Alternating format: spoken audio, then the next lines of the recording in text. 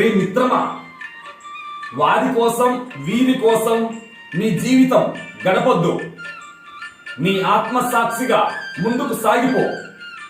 తండ్రి కొడుకులు ఒక గార్డెన్ తోలుకొని పక్క ఊరికి పోతుంటే దారిలో 10 మంది ఎదురై, ఏరా పసిబిడ్డను నడిపిస్తున్నావు, నీకు బుద్ధిందా లేదా, ఎక్కి గార్డెన్ కూర్చోబెట్టు, మీరు చెప్పింది బాగుందయ్యా అని చెప్పి కొడుకును ఊరేగించుకుంటా పోతాడు. కొంచెం ముందుకు పోతే ఇంకా 4 ఎదురై, ఏంట్రా తమ్ముడు నీకేమైనా తలకాయిందా లేదా, దున్నపోతులాగా వాడుంటే నువ్వేంది ముసలోడు, నువ్వు కూర్చొని వాడు దింపు.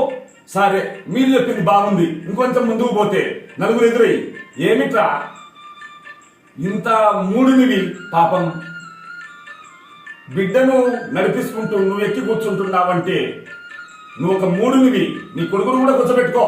సరే బాగుంది మీరు చెప్పిందని కూర్చున్నారు.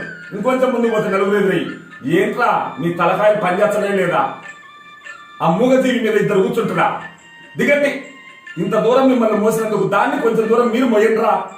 ఆ మాటతో మీరు చెప్పింది బాగుందని వాళ్ళు ఎన్నికలు ఎత్తబోతుంటే అది పళ్ళు రాలేటట్టు తన్ని పారిపోయింది. మిత్రమా, వాళ్ళు చెప్పింది వీళ్ళు చెప్పింది నమ్మితే నీ జీవితం మధ్యలోనే మాయమైపోతుందిరా. కోరిక ఉంటే తీరిక చిక్కదు, కానీ పెద్దల దగ్గర చేరి మంచి మాట విని బుద్ధి తెచ్చుకో. బుద్ధి గల్ల ప్రాణే మానవత్వానికి మూల కారణం. ఓం స్వస్తి.